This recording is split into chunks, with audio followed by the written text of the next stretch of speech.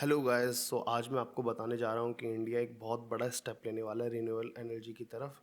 तो चलिए शुरुआत करते हैं इस स्टेप को समझने से कि क्या करने वाला है इंडिया आने वाले टाइम में। बट उससे पहले अगर आपको वीडियो पसंद आती है तो इसे लाइक करना बिल्कुल ना भूलें, और आप चैनल पर नए हैं तो चैनल को सब्सक्राइब करना बिल्कुल ना भूलें।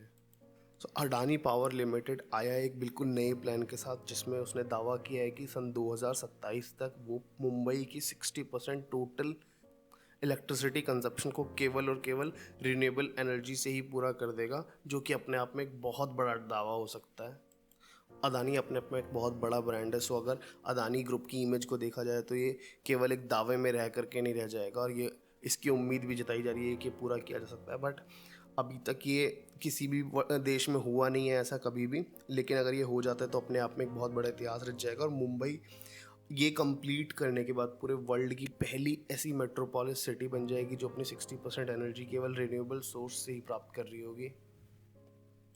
और अगर ऐसा हो जाता है तो इसका डायरेक्ट इफेक्ट हमारे एनवायरनमेंट पे पड़ेगा, जो कि इतना पॉजिटिव होगा कि 16% green house emission total slash down हो जाएगा मुंबई के एनवायरनमेंट से, because of the 60% of renewable energies. Adani group currently 30% of their industries को रिन्यूएबल एनर्जीज़ पे स्विच कर चुके हैं, और वो बहुत सारे प्लान्स भी रन कर रहे हैं जिससे कंज्यूमर्स को फ़ायदा हो रहा है if they are opting for renewable energy sources. Adani Electricity already taking new initiative to cut greenhouse gases so we can have more cleaner air in our environment.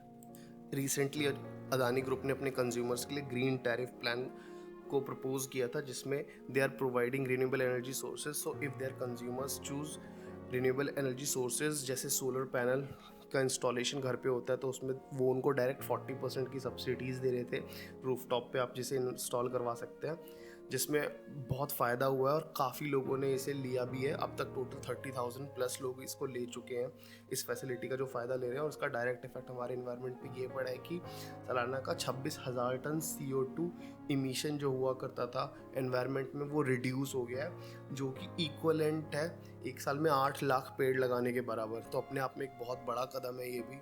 But अगर देखा जाए 2027 तक के इस दावे में कितनी सच्चाई है, अगर अदानी ग्रुप कुछ ऐसा कर पाता है तो अपने आप में अदानी ग्रुप पूरे वर्ल्ड की पहली ऐसी कंपनी हो जाएगी, और मुंबई पूरे वर्ल्ड की पहली ऐसी सिटी हो जाएगी जो 60% केवल रिन्यूएबल एनर्जी सोर्सेज से ले सकता है। और इससे इंडिया की बहुत ज़्यादा प्रॉब्लम सॉर्ट हो सकती हैं, जैसे कि कॉल शॉर्टेज है। अभी देखा था हम लोगों ने कि कॉल शॉर्टेज की वजह से पावर कट हुए थे बहुत जगहों पर, तो उसका हमें बेनिफिट हो सकता है कि हम रिन्यूएबल एनर्जी सोर्सेज पे स्विच कर सकते हैं एंटायर इंडिया के अंदर। और एयर पॉल्यूशन में भी हमारी बहुत कमी आने की उम्मीद है, जिसका सीधा सीधा इफेक्ट हमारी एनवायरनमेंट में पड़ेगा। So we can have maximum electricity without disturbing the air condition and environment as well, जिसका बहुत ज़्यादा फ़ायदा होने वाला है हमारे आने वाली जनरेशन के लिए और हमारे एनवायरनमेंट के लिए। और सबसे बड़ी बात, अगर ये प्रोजेक्ट सफल रहता है तो we can also opt this project throughout India. तो हर शहर हर सिटी के अंदर अगर इस तरीके के मॉडल को अपनाया जाए, अगर ये मॉडल सक्सेसफुल रहता है तो डेफिनेटली इंडिया का एनवायरनमेंट ही नहीं पूरे विश्व का एनवायरनमेंट की तरफ ये बहुत बड़ा कदम होगा। क्योंकि अभी तक की हमारी सबसे बड़ी चुनौती इंसान के सामने जो है वो है ग्लोबल वार्मिंग, और वो सीधा सीधा इफेक्ट होती है पॉल्यूशन से। तो अगर हम पॉल्यूशन को कंट्रोल कर पाए तो ग्लोबल वार्मिंग भी काफ़ी हद तक कंट्रोल की जा सकती है। तो आज की वीडियो में बस इतना ही। Thanks for watching.